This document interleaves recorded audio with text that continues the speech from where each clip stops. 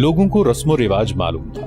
वो हथियारों के बगैर बाहर आ गए। औरतें और बच्चे भी निकल आए। खालिद रज़ियल्लाहु अन्हु ने अपने दस्ते को हुक्म दिया कि हर घर के अंदर जाकर देखें कोई आदमी अंदर न रहे। खालिद रज़ियल्लाहु अन्हु ने खास तौर पर हुक्म दिया कि किसी घर में किसी चीज को हाथ न लगाया जाए, न किसी पर हल्का सा भी तशद्दुद किया जाए।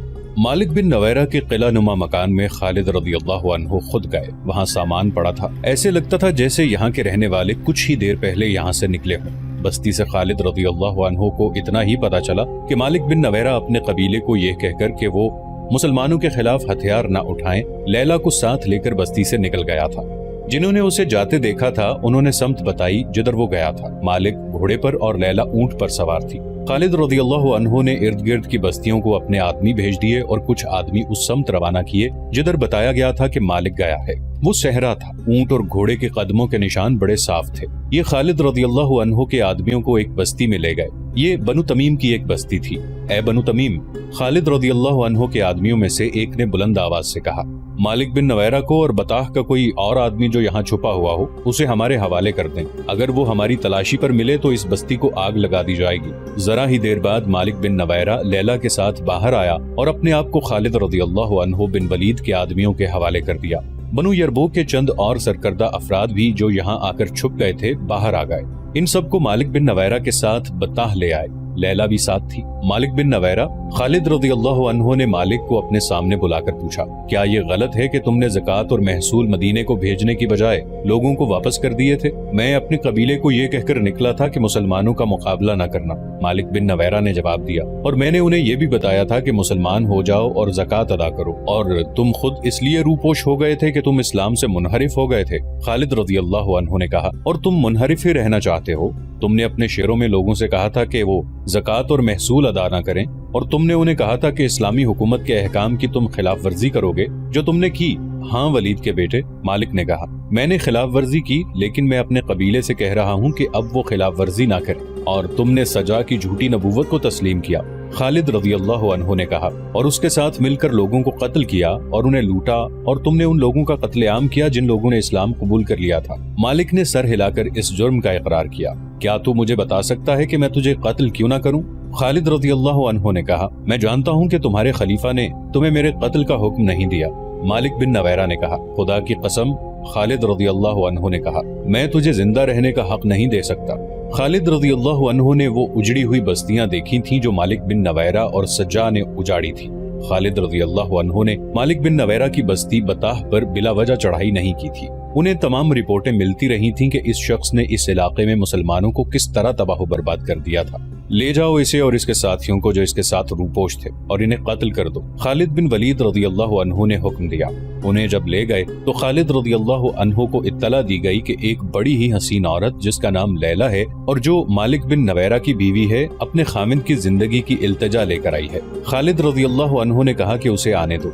खालिद रज़ियल्लाहु अन्हु एक सरदार के फर्जंद थे। उन्होंने अमीर घराने में परवरिश पाई थी, इसलिए उनके दिलो दिमाग में वसअत थी। वो खुश ज़ौक़, खुश तबा और जिंदा मिजाज थे।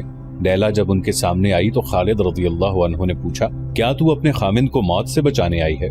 इसके सिवा मेरा और मकसद हो ही क्या सकता है? लैला ने कहा, अगर तू उस वक्त इसे उन जराइम से रोक देती जब वो समझता था कि हर बस्ती पर उसकी हुक्मरानी है, तो आज तू बेवा ना होती।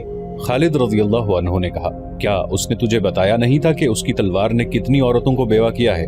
उसे मालूम नहीं था कि उसकी जिंदगी में एक दिन इंसाफ का भी आएगा। मैं उसका हाथ नहीं रोक सकी। लैला ने कहा, और तू मेरा हाथ भी नहीं रोक सकती। खालिद रज़ियल्लाहु अन्हु ने कहा, ये मेरा नहीं, मेरे अल्लाह का हुक्म है। खालिद रज़ियल्लाहु अन्हु ने लैला की इल्तिजा कबूल न की। लैला अभी खालिद रज़ियल्लाहु अन्हु के पास ही थी कि इत्तला आई कि मालिक बिन नवैरा और उसके साथियों को कत्ल कर दिया गया है। फिर एक ऐसा वाकया हुआ जिसने खालिद रज़ियल्लाहु अन्हु के दस्तों में और मदीना में हलचल मचा दी। हुआ यूं कि बताह में ही खालिद रज़ियल्लाहु अन्हु ने लैला के साथ शादी कर ली। अंसारे मदीना इस शादी पर बहुत बरहम हुए। अबू क़तादा अंसारी रज़ियल्लाहु अन्हु ने कसम खाई कि वो आइंदा खालिद रज़ियल्लाहु अन्हु की क़यादत में कभी किसी लड़ाई में शरीक नहीं होंगे। एतराज करने वाले ये कहते थे कि खालिद रज़ियल्लाहु अन्हु ने लैला की खूबसूरती से मुतासिर होकर उसके खामिद मालिक बिन नवैरा को कत्ल किया है कि लैला के साथ खुद शादी कर लें। लेकिन खालिद रज़ियल्लाहु अन्हु वो शख्सियत थी जिसने बिस्तर मर्ग पर कहा था कि मेरे जिस्म पर कोई जगह ऐसी है जिस पर जिहाद का जख्म ना आया हो। ان کا کردار اتنا کمزور نہیں ہو سکتا تھا کہ وہ ایک عورت کی خاطر اپنے رتبے کا ناجائز فائدہ اٹھاتے۔ خالد رضی اللہ عنہ کے حق میں بات کرنے والوں نے کہا ہے کہ خالد رضی اللہ عنہ نے مالک بن نویرہ اور اس کے ساتھیوں کو قید میں ڈال دیا تھا اور انہیں مدینہ بھیجنا تھا۔ رات بہت سرد تھی۔ خالد رضی اللہ عنہ کو خیال آیا کہ قیدی سردی سے ٹھٹر رہے ہوں گے۔ انہوں نے حکم دیا قیدیوں کو گرمی سے بچاؤ۔ عربی میں کہا کہ دافعوا اسراکم، یعنی قیدیوں کو گرمی سے بچاؤ۔ کنانہ کی زبان میں مدافع کا لفظ قتل کے معنوں میں استعمال ہوتا ہے۔ بدقسمتی سے یہ قیدی جن آدمیوں کے پہرے میں تھے وہ کنانہ کے رہنے والے تھے۔ انہیں یہ بھی معلوم تھا کہ مالک بن نویرہ اور اس کے ساتھیوں کے جرائم کتنے سنگین ہیں، چنانچہ انہوں نے گرمی بچاؤ کو قتل کے معنوں میں لیا اور مالک اور اس کے ساتھیوں کو قتل کر دیا۔ خالد رضی اللہ عنہ کو پتہ چلا تو انہوں نے کہا اللہ جو کام کرنا چاہتا ہے وہ ہو کے رہتا ہے۔ ان دو کے علاوہ اور بھی روایات مختلف تاریخوں میں آئی ہیں جو ایک دوسرے کی تردید کرتی ہیں۔ ان میں بعض خالد رضی اللہ عنہ کے حق میں جاتی ہیں، بعض خلاف۔ مخالفانہ روایات کے مصنفوں کے مذہبی فرقوں کو دیکھو تو صاف پتہ چلتا ہے کہ ان کے ایک ایک لفظ میں تعصب بھرا ہوا ہے اور وہ خالد رضی اللہ عنہ بن ولید کو رسوا کر رہے ہیں۔ تاریخ میں متضاد کہانیاں ملتی ہیں، لیکن کسی بھی مورخ نے یہ نہیں لکھا ہے کہ اس شادی پر لیلہ کا کیا رد عمل تھا۔ کیا لیلہ نے خالد رضی اللہ عنہ کو مجبور ہو کر قبول کیا تھا، یا وہ خوش تھی کہ ایک عظیم سپہ سالار کی بیوی بن گئی ہے جس کی فتوحات کے چرچے سرزمین عرب کے گوشے گوشے تک پہنچ چکے ہیں۔ اس وقت کے جنگی رواج کے مطابق لیلہ مال غنیمت تھی۔ خالد رضی اللہ عنہ اسے لونڈی بنا کر اپنے پاس رکھ سکتے تھے۔ تاریخ میں ایسا اشارہ ملتا ہے جو خالد رضی اللہ عنہ کے حق میں جاتا ہے۔ وہ یوں ہے کہ خالد رضی اللہ عنہ نے اسے کسی کی یا اپنی لونڈی بنانے سے بچا لیا تھا۔ وہ اتنی حسین تھی کہ شہزادی لگتی تھی۔ خالد رضی اللہ عنہ جانتے تھے کہ لونڈیوں کی زندگیاں کیا ہوتی ہیں۔ خالد رضی اللہ عنہ نے یہ بھی دیکھ لیا تھا کہ لیلہ جتنی خوبصورت ہے اتنی ہی ذہین اور دانا ہے۔ انہوں نے اس عورت کی صلاحیتوں کو تباہی سے بچا لیا تھا۔ یہ خبر مدینہ بھی پہنچ گئی کہ خالد رضی اللہ عنہ نے مالک بن نویرہ کو قتل کر کے اس کی بیوی کے ساتھ شادی کر لی ہے۔ خبر پہنچی بھی سیدھی خلیفۃ المسلمین ابو بکر رضی اللہ عنہ کے پاس، اور خبر پہنچانے والے ابو قتادہ انصاری رضی اللہ عنہ تھے جو اس شادی پر ناراض ہو کر مدینہ چلے گئے تھے۔ ابو بکر رضی اللہ عنہ نے اس خبر کو زیادہ اہمیت نہ دی۔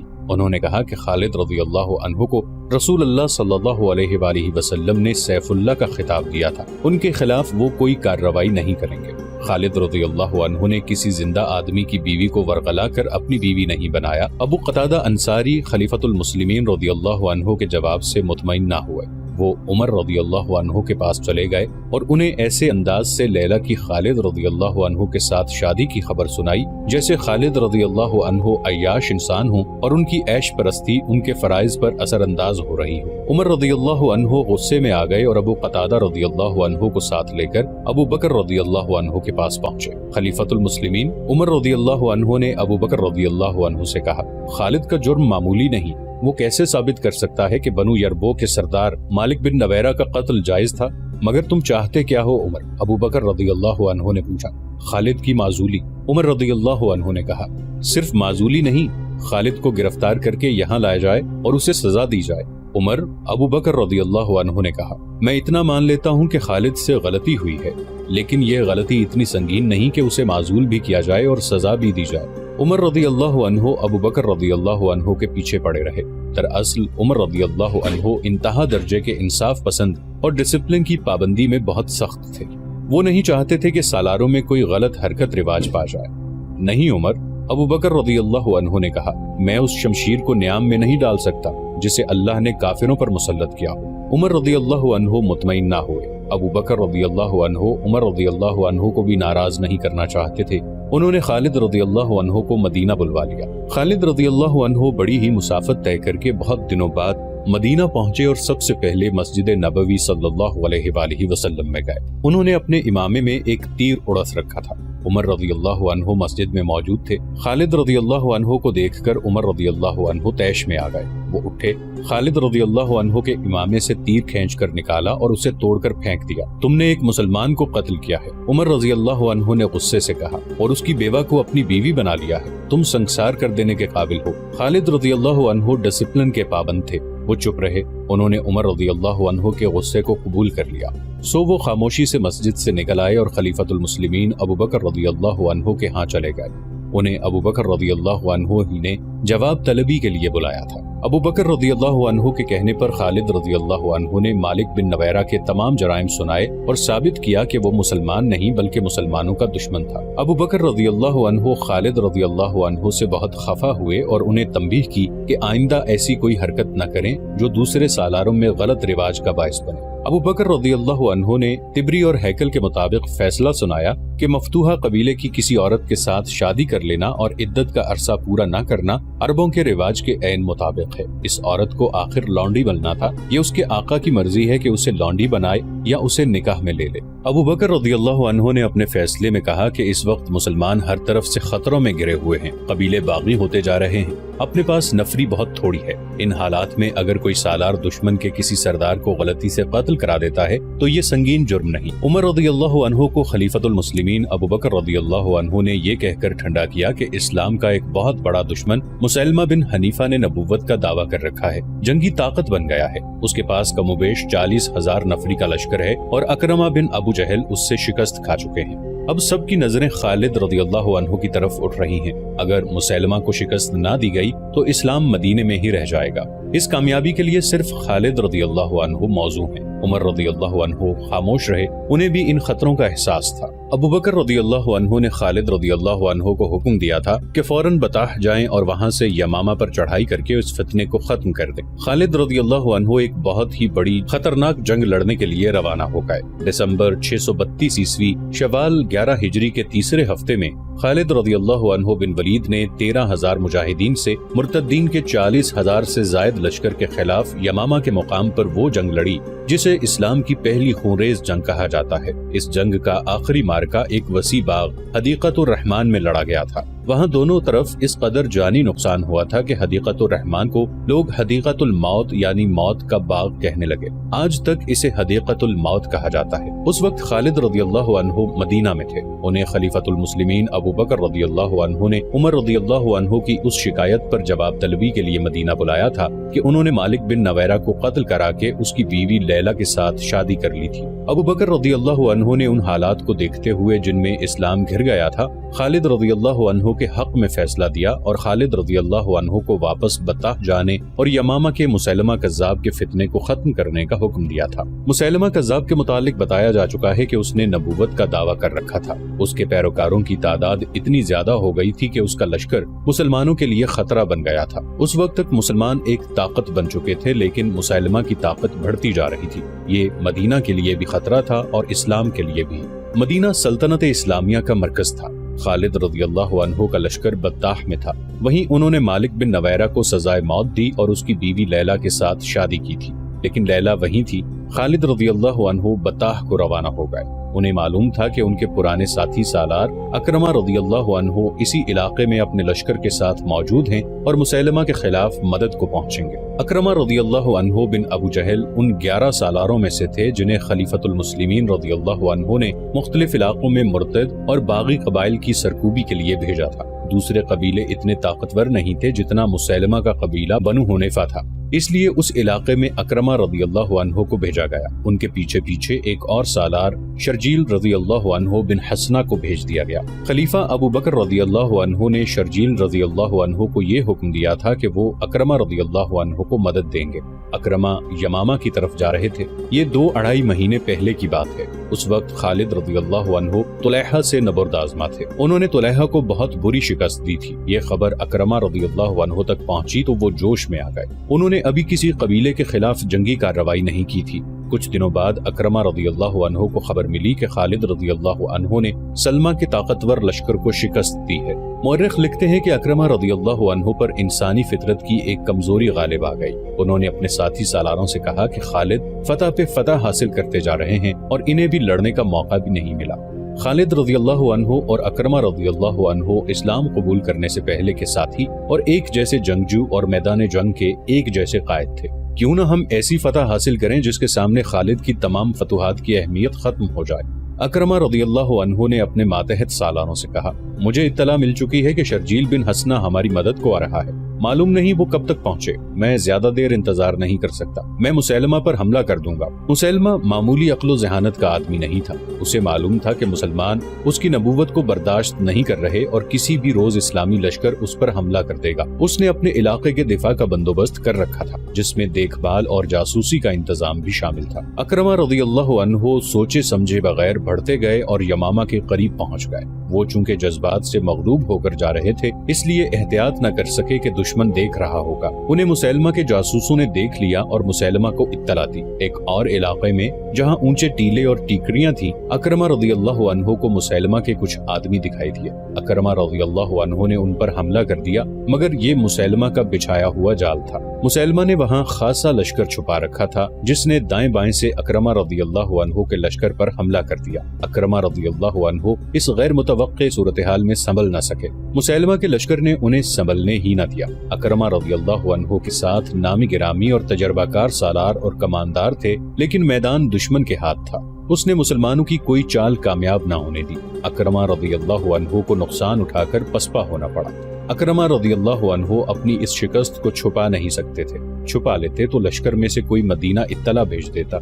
चुनाचे अकरमा रज़ियल्लाहु अन्हु ने खलीफतुल मुस्लिमीन रज़ियल्लाहु अन्हु को लिख भेजा कि उन पर क्या गुजरी है। खलीफा अबू बकर रज़ियल्लाहु अन्हु को सख्त गुस्सा आया। उन्होंने अकरमा रज़ियल्लाहु अन्हु को वाज़ेह हुक्म दिया था कि शर्जील रज़ियल्लाहु अन्हु का इंतजार करें और अकेले मुसैलमा के सामने ना जाएं। मगर अकरमा रज़ियल्लाहु अन्हु ने जल्दबाजी से काम लिया था। अबू बकर रज़ियल्लाहु अन्हु ने अकरमा रज़ियल्लाहु अन्हु को जो तहरीरी पैगाम भेजा था, उसमें गुस्से का इजहार इस तरह किया था कि अकरमा को इब्ने जहल लिखने की बजाय इब्ने उम्मे अकरमा यानी अकरमा की माँ के बेटे लिखा। ये अरबों में रिवाज था कि किसी की तौहीन मकसूद होती तो उसके बाप के नाम की बजाय उसे उसकी माँ से मंसूब करते थे। खलीफतुल मुस्लिमीन रज़ियल्लाहु अन्हु ने लिखा, ए इब्ने उम्मे अकरमा, मैं तुम्हारी सूरत नहीं देखना चाहता। मैं ये भी नहीं चाहता कि तुम मदीना आओ। तुम आए तो यहाँ के लोगों में मायूसी फैलाओगे। मदीना से दूर रहो। तुम अब यमामा का इलाका छोड़ दो और हुज़ैफा के साथ जा मिलो और अहले ओमान से लड़ो। वहाँ से फारिग होकर अरजफा की मदद के लिए महरा चले जाना। उसके बाद यमन जाकर मुहाजिर बिन उमैया से जा मिलना। जब तक तुम सालारी के मयार पर पूरे नहीं उतरते, मुझे अपनी सूरत ना दिखाना। मैं तुमसे बात तक नहीं करूंगा। खलीफतुल मुस्लिमीन अबू बकर रज़ियल्लाहु अन्हु ने शर्जील को पैगाम भेजा कि वो जहाँ हैं वहीं रहें और जब खालिद रज़ियल्लाहु अन्हु आएं तो अपना लश्कर उनके साथ करके खुद उनके मातहत हो जाएं। खालिद रज़ियल्लाहु अन्हु को बता दिया गया था कि शर्जील रज़ियल्लाहु अन्हु का लश्कर भी उन्हें मिल रहा है। वो खुश हुए कि अब वो मुसैलमा का मुकाबला बेहतर तरीके से कर सकेंगे। उन्हें तवक्को थी कि शर्जील का लश्कर ताज़ा दम होगा, मगर ये लश्कर खालिद रज़ियल्लाहु अन्हु को मिला तो वो ताज़ा दम नहीं था। इसमें कई मुजाहिदीन जख्मी थे। क्या हुआ शर्जील? खालिद रज़ियल्लाहु अन्हु ने पूछा। निदामत के सिवा मेरे पास कोई जवाब नहीं। शर्जील रज़ियल्लाहु अन्हु ने कहा, मैंने खलीफतुल मुस्लिमीन की हुक्मदूली की है। मेरे लिए हुक्म था कि अकरमा को मदद दूं, मगर मेरे पहुंचने से पहले अकरमा मुसैलमा के लश्कर से टक्कर लेकर पसपा हो चुका था। ये एक खब्त था जिसने मुझ पर भी गलबा पा लिया कि एक फतह तुम्हारे हिसाब में लिखी जाए। बारीक बीन और दूर अंदेश खालिद रज़ियल्लाहु अन्हु ने तंजिया लहजे में शर्जील रज़ियल्लाहु अन्हु का जवाब पूरा करते हुए कहा, अकेले पत्थर की कोई ताकत नहीं होती शर्जील। पत्थर मिलकर चट्टान बना करते हैं। फिर इस चट्टान से जो टकराता है वो दूसरी बार टकराने के लिए जिंदा नहीं रहता। खुद गर्जी और जाती मफाद का अंजाम देख लिया तुमने। अकरमा जैसा तजर्बाकार सालार पिटकर जलील हो चुका है। मैं तुम पर करम करता हूँ कि खलीफा को तुम्हारी हिमाकत की खबर नहीं होने दूंगा। शर्जील रज़ियल्लाहु अन्हु बिन हसना ने अकरमा रज़ियल्लाहु अन्हु जैसी गलत हरकत की थी। उसने भी खालिद रज़ियल्लाहु अन्हु से बाजी ले जाने के लिए रास्ते में मुसैलमा के लश्कर से टक्कर ली और पसपा होना पड़ा था। मुसैलमा कज़्ज़ाब दरबार लगाए बैठा था। ठिंगने कद वाला ये बदसूरत इंसान मुकम्मल नबी बन चुका था। उसका कबीला बनु हनीफा तो उसे नबी मान ही चुका था। दूसरे कबीले के लोग जौक दर जौक उसकी बैयत के लिए आते और उसकी एक झलक देखने को बेताब रहते थे। लोगों ने उसकी कुव्वत और करामात देख ली थी। अब उसके पैरोकारों ने 2 मौजज़े और देख लिए थे। उन्होंने मुसलमानों के 2 नामवर सालारों को जरा जरा सी देर में मैदान से भगा दिया था। मजहबी और नजरियाती के लिहाज से तो मुसलमान रेशम की तरह नरम थे, लेकिन मैदान जंग में वो फौलाद से ज्यादा सख्त और बिजलियों की तरह कहर बन जाते थे। जंगी लिहाज से मुसलमान दहशत बन गए थे। अकरमा रज़ियल्लाहु अन्हु और शर्जील रज़ियल्लाहु अन्हु ने अपनी गलती और कजफहमी से शिकस्त खाई थी, लेकिन बनु हनीफा ने उन्हें अपने कज़्ज़ाब नबी के मौजज़ों और करामात के खाते में लिख दिया। وہ کہتا تھا کہ مسلمانوں کو مسیلمہ کے سوا کون شکست دے سکتا ہے۔ نہار الرجال، مسیلمہ نے اپنے پاس بیٹھے ہوئے اپنے دستے راست نہار الرجال سے کہا، اب ہمیں مدینہ کی طرف کوچ کرنے کی تیاری کرنی چاہیے، مسلمانوں میں اب وہ دم خم نہیں رہا۔ پہلے بیان ہو چکا ہے کہ نہار الرجال بن انفوا وہ شخص تھا جس نے رسول کریم صلی اللہ علیہ وآلہ وسلم کے سائے تلے بیٹھ کر قرآن پڑھا اور مذہب پر عبور حاصل کیا تھا، اور اسے مبلغ بنا کر مسیلمہ کے علاقے میں بھیجا گیا تھا، مگر اس پر مسیلمہ کا جادو چل گیا۔ اس نے مسیلمہ کی نبوت کا پرچار شروع کر دیا، آیات قرآنی کو توڑ موڑ کر اس نے ان لوگوں کو بھی مسیلمہ کا پیروکار بنا دیا جو اسلام قبول کر چکے تھے۔